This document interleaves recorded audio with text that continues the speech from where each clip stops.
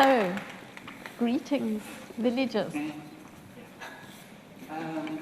First, I want to welcome you to the University of the Trees. So, I brought some time. We were listening to the sound through those loudspeakers. I also want to welcome you Listening is really natural. to the space of imagination. To have something artificial as an interface. The space of imagination Similar is inside you, about putting inside every single person. so I'm using And later on today, we will do a short practice and we will just start with it. with this space of imagination. Maybe you can close your eyes. But before I go on and try and explain a little bit about the University of the Trees, I want to say a little bit about this space of imagination. It's a very wonderful space, and every single human being in the world has it. It's the space in which we all see our memories. We bring forward pictures from the past. Everybody can do it. Maybe before you're 2 years old, you don't realize that you're doing it, but we can all do it. But the space is even more amazing because as I bring my pictures from the past forward into the space, my Shelley pictures, and you can do it at the same time. No one else can see in your space, but you can see in your space. You can bring your pictures, maybe from when you're 4 or 5 years old, into the space, and then a bit later, 8 or 9, and maybe a bit later, 14 or 15, and I'm very old, so I can bring 20, 30, 40, I can go on. But you can bring these pictures of yourself into this amazing space that you carry on your shoulders, maybe somewhere around here, like a dark theater, where you can see your memories. And that's really amazing. We do it all the time, but we don't know it. But even more amazing, while you can see your pictures of 4 and 5 and 8 and 9 and 15 and 16, you can see them all next to each other. There are no walls. And you can even move them around. You can look at the 8 or 9 picture and not the 4 or 5 picture. At the same time that we're doing that, we can also see each other now. I can see your face, and I can look at you and see you and your red ribbon, and you can see me. And at the same time that we can see the past pictures, we can also see the present. And that's really amazing. I can close my eyes, and I can see you all in me. My eye is not on you, and you are not inside my head, but I've actually got you there in this amazing space of the imagination. But even more amazing, it gets better and better, I can also make pictures in this space of something that hasn't yet happened. I can make pictures of the future. I can imagine a tree without leaves, and in a few months' time, I can imagine how that tree will look when it's got leaves on. But you can say that's not a real future picture of something that hasn't happened, because I know it from last year. It's a projection onto the future. But I can actually imagine things that have never yet happened before. And now we're all together in this space of imagination, but it's your own. But we're sitting here collectively in our imaginative space. Really amazing. I don't know how many 100 people, but one can almost feel it. You're not just listening to me, you're in your own space and hearing me at the same time. Really amazing. So I can imagine a picture of the future, a really terrifying picture. I can imagine this beautiful planet, this ball that we live on. I can imagine this planet covered with asphalt, with tarmac, every single millimeter. really terrifying picture. And you can say, what a ridiculous picture, that will never happen. Who will be the last person to put the last bit on? There'll be no food. Yeah, it's a ridiculous picture, and we hope it will never happen. But it means we can also imagine other future pictures. We could imagine different ways of living together. We could imagine in this wonderful space, before we even share it with another person, we could imagine other ways of living together, other ways of bringing up children, not living in little boxes, 2 parents, 2 children, 1 child all fighting with each other. We could imagine different possibilities in this space and share them with each other. So that is something truly amazing, a capacity that we all have. We don't even know we're doing it. We're doing it all the time. We're looking and seeing, taking images in. There's no other reality except what goes in this space. But the most amazing thing, and this is really about our freedom and about social sculpture, which is what I do. Social sculpture is working with the invisible material of thinking, speech, discussion, not just wood and clay. But the most amazing thing is there's a 4th part of this space, this imaginative space, and that is I can stand a little bit to the side and I can look at how I see. I can look at how I look at my childhood, at the present, at the future. In other words, I can see the lenses with which I see the world. And that means I can see my values, I can see my attitudes, I can see my habits of thought.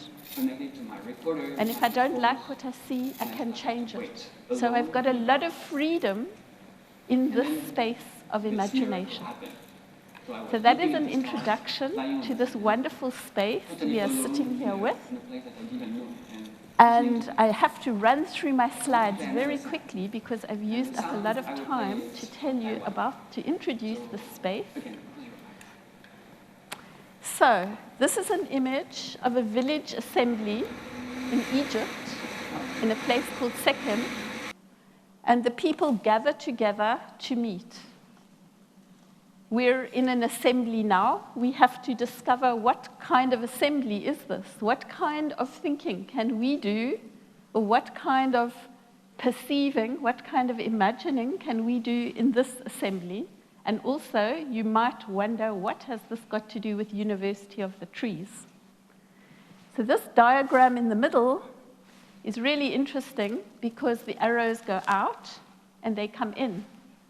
And in every single gathering of any kind, from the old days or new, people come into a gathering. This is a gathering, a much more intimate gathering, a smaller group of people in a village.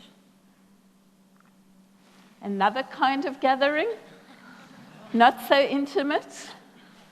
But in every kind of gathering, this is a festival, a religious festival, where there's perhaps not so much space for the individual. In every kind of gathering, each human being comes with this wonderful dome, this theater of the imagination. If there's someone standing up like that, perhaps there's not so much space for your own imagination, because the person has a very strong message, and perhaps you have to obey that message. So there are many different kinds of gatherings. Perhaps in a gathering where there is a strong impulse, a particular focus, there's maybe also not so much space. And now we're in our global village where we're all connected. But in this village, sometimes we're also isolated and fragmented. And we're looking for a place to put our chair. But we have got wonderful new communities in this global village. New kinds of assemblies. A vase is one of them. I'm sure you mostly all know about a vase. Isn't it amazing to think that 40 million people, 40 million, that's a lot, 40 million people in the world are members of a vase. And within days, a vase can get millions of those people to sign something, to agree to something, and they can take that message to a government, to a group of people, like they did in Brazil. And they can sometimes get laws changed or laws stopped. Isn't that amazing? But a vase can't do everything. And so sometimes people have to go out into the streets. They have to assemble in a different kind of way. And this is an assembly I think some of you are very familiar with. It's very recent. The yellow umbrellas, who are very powerful and valuable, but maybe there are questions too about what kind of space there is for the individual participant in this kind of assembly. These are all different kinds of assemblies. And this is another picture of Occupy in London, where hundreds, thousands of people came together for many days on the streets. So there are many different kinds of assemblies where we each bring ourself, in other words, our imagination, our space of reflection.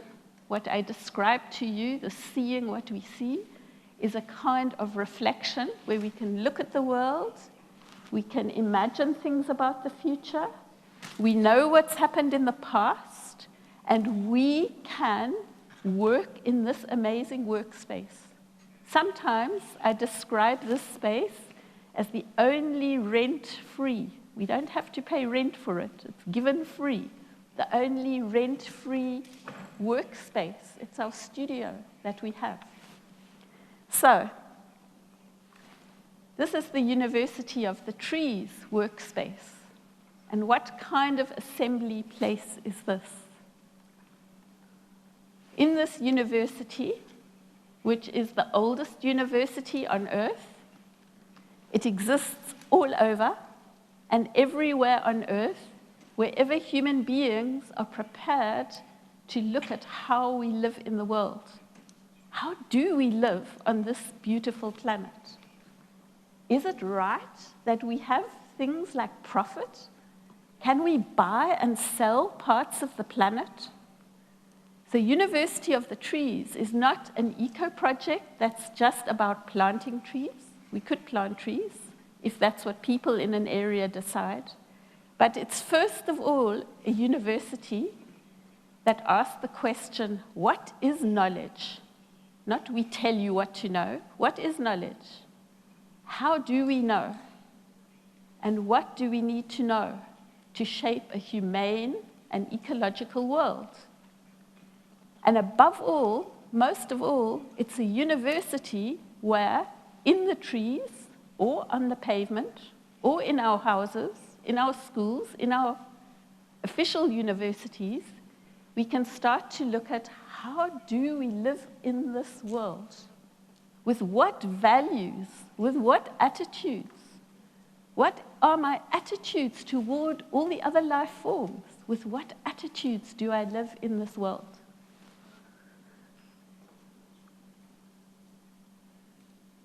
So the University of the Trees uses these yellow bands that I showed you. These yellow bands go around a tree, not just putting them on a tree to mark them. These yellow bands honor a tree. They acknowledge that a tree is a really huge being. And on a very inner level, you could say, I think the trees are waiting for the human beings to wake up, to come to them. But we use these yellow bands to create what we call a field of awareness, a temporary workspace where in a city, if I'm working with a group of people or a group of people are gathering, like in one city in Germany, there are many organizations working, Transition Towns, Edible City. There are a number of organizations. The organizations will create this temporary workspace. This is in Kassel, outside the big exhibition called the Documenta. And the organizations will make these bands on the trees just to acknowledge that wherever we are on the planet is a place to come to consciousness, is a place to come to our senses. And in Kassel, they are meeting to look at each person's agenda, and then to look at the agenda of the community, to look at the agenda of the city, to look at the agenda of the region, and to try together to create a multi-dimensional agenda where each individual person's agenda is also still alive, where you are not suddenly part of a movement or an organization and your own agenda is kind of blurred out. So it's takes many days, this process, but it's very worthwhile, and I hope I've explained it well enough so quickly. So one of the things we say in the University of the Trees is that a tree knows how to be a tree. If you think of a tree, a seed is planted or flies in the wind. That seed, when it grows, will become a ginkgo tree, or it will become an oak tree. It doesn't lose its way. It knows how to be a tree. The difference with a human being, so the University of the Trees is also interested in the differences, although we might all be one, on one level, all life forms. A tree knows how to be a tree, but the difference with human beings is that when we're born, if you just leave us alone, we won't simply unfold and become truly human. And the reason for this is that human beings have got creativity, they've got freedom. We are not fixed to our instincts or fixed to a pattern like a tree is. And that means that we can make wonderful things, but we can also make disasters. We've got the ability to make mistakes, the most terrible mistakes. You only look at Fukushima and you can see one big glaring mistake in our eyes. Nuclear power, perhaps as a whole, is one giant mistake. There are many mistakes that we make with our wonderful freedom and creativity, with our intelligence that trees don't make. And some people get very cynical and they say, look at human beings, they're a real disaster. They only make nightmares in the world. But actually, you can also look at this, and this is what University of the Trees really thinks and believes. You can say that is a cause for great hope. All the other of Earth's creatures know what to be, how to be what they are. A little worm becomes a worm, and a fish becomes a fish, and they all know how to do it. Only human beings is the most dangerous of all Earth's creatures, can go wrong. And that actually is cause for great hope, that human beings are just at the beginning of our development. And so that sentence there, we are the revolution or the evolution, actually is part of that idea that it's human beings who will make the huge change. But one of the main ideas in the work I do and in the University of the Trees is that creativity is our real capital. And in the words of Joseph Beuys, who developed the social sculpture ideas, he said art equals capital. He also said that social sculpture, last night we heard Rick Lowe talk, and he spoke about social sculpture as the idea that we can all shape and mold not only materials but our own lives, and that's true. But Joseph Beuys also said social sculpture is about free, democratic socialism. And maybe that's a hard thing to think about. We normally think about socialism now, after the fall of many communist countries, as something very negative. But maybe real socialism has not yet happened. Maybe socialism means something that's connected to freedom and that's truly democratic. And the socialism part is how we learn to live together socially in association. So in the field of social sculpture, just to give you a few more things very quickly, in the field of social sculpture, there is not only the University of the Trees as an arena where we can work with what we think and our values and attitudes. There are also other groups like the Omnibus for Direct Democracy. They're called Democracy in Motion, and they've been traveling around Europe, and they stop in every town and every village, and they speak with people about what democracy actually means. We all think maybe we want democracy, but actually there are many kinds of democracy, and what does it mean? Another group that's linked to the social sculpture ideas, because the social sculpture ideas are not just about making social artworks or artworks with a social meaning. They're actually, the idea in social sculpture is about how we can shape social, economic, political forms that allow every human being to be this creative artist, to be this creative being. And one of the key ideas that's going around Europe, and the idea is that if human beings are really going to develop their capacities, these creative gifts that we've got, that make us dangerous if we don't develop them, that make us something amazing, we could develop new social forms. We could develop a society as real agents of change. We could develop a society where people aren't starving, where no one's unemployed, where people can start to find their gifts, where we can have assemblies and meet and say, what is the work we need to do? How do we need to live? Do we need to buy and sell things? Do we need to make profits so that some people get rich and some people are starving? And that doesn't mean straight away we have to think of old forms of communism. So unconditional basic income goes together with direct democracy, goes together with a university of the trees that says we need to learn to look at how we live in this world, how we live with all the other life forms and beings, and how we live together with each other. So, dialogue as a connective practice is a key idea. This is the University of the Trees in Berlin, where we make an acupuncture action once a year. There are 7 trees in the center of Berlin that carry these bands, and all the different groups in Berlin know that they are in another kind of university. When we put a band around a tree, it's a bit like a marriage.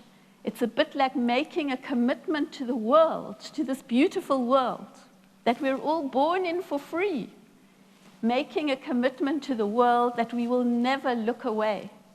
Arundhati Roy, the writer from India, writes in her book that the one thing we can do, like the Bodhisattva vow, is as long as there's one suffering being, to not look away.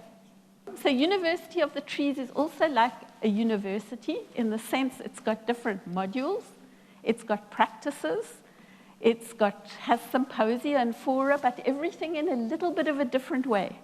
And Earth Forum is one of the modules in University of the Trees. This is all part of Earth Forum.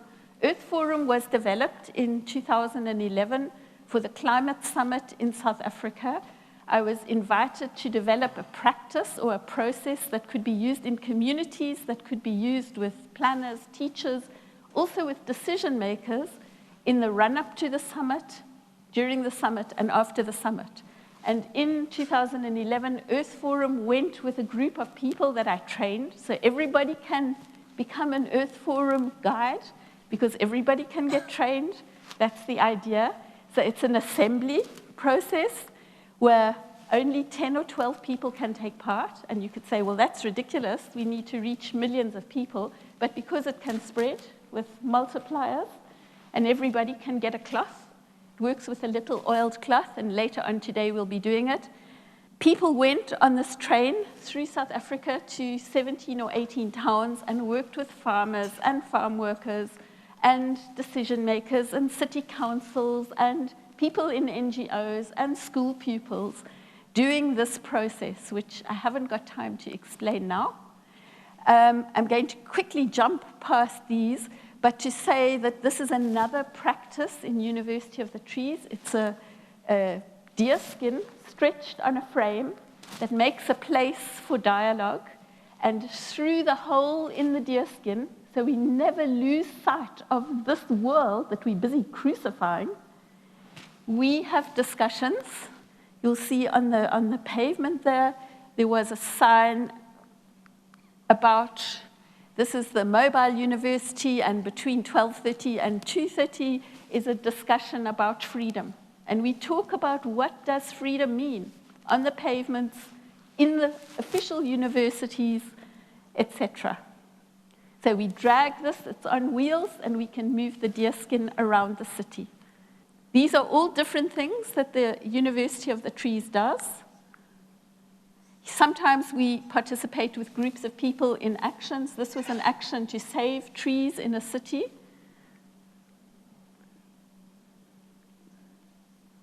And one of the other things we do is we've formed a group called the Anti-Capitalist Practice Group, but it also is about exploring capital. And we're busy making a workbook that people can all contribute to look at what is this huge spectrum of things. Maybe somebody who teaches Tai Chi is really contributing to an anti-capitalist world because they've got a different idea of a human being. They don't think about a human being as a machine. And that's part of the new anti-capitalist future. This is a project called Agents of Change, which is a climate crisis project, and it's working in about 6 different cities around the world, where people come together and explore their fears about the rising waters and what their community might do about them. So I think I'm going to stop on this slide and leave it up here while we do our practice.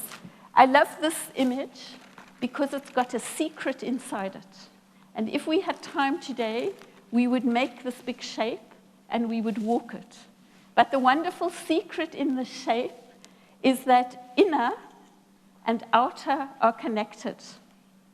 And the reason that's so important in the field of social sculpture is because normally we think about action as the outside world and thought as separate from action, thought in the inside world. And thought isn't practical. That's what we normally think. But in the field of social sculpture, we think that thought and action, you can see it in this previous slide, thought and action are actually part of one spectrum. When we think, a movement begins, and that movement carries out into action. One of the amazing people in the world, Bertolt Brecht, who was a playwright, said, if we're going to mobilize people, the mobilization has to begin inside. The movement, the will to act, begins inside with an intention. So thought and action, what happens in this wonderful imaginative space, is not separate from the world of action. We have to carry it out, but it's part of one spectrum. And so we are very responsible. We are also free to shape our thoughts, but we are very responsible because how we think is how we live. The forms we see in the world around us are a picture of our thoughts. I want to just end with this beautiful image that I love very much. It was made by the teacher of my teacher. So Joseph Beuys was my teacher, the artist. This is a blackboard drawing by Rudolf Steiner, nearly 100 years old. And it's a drawing where he was explaining that the light is so fine, it can't get into the dense material of the earth unless it goes through the green. And the beautiful green coat that is around the earth, the green mantle, is that part of life that transfers the sunlight into food, that transfers the sunlight into something that can get into this dense material of the earth.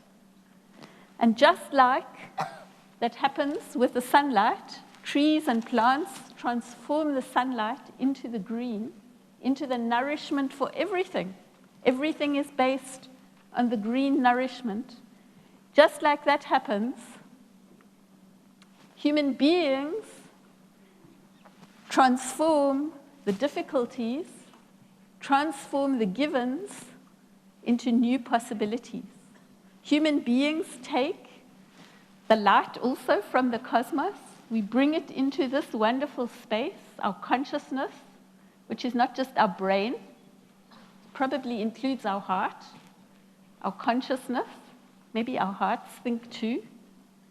And we bring all what we see, all the difficulties, all the possibilities, we bring it in and we can transform it. So the trees and the plants are busy doing one job, and they do their job really well if we don't interfere with it. And we need to do our job. We're all agents of change. We can all transform the difficulties into another kind of wonderful thing, into a humane and ecologically just future. So thank you very much.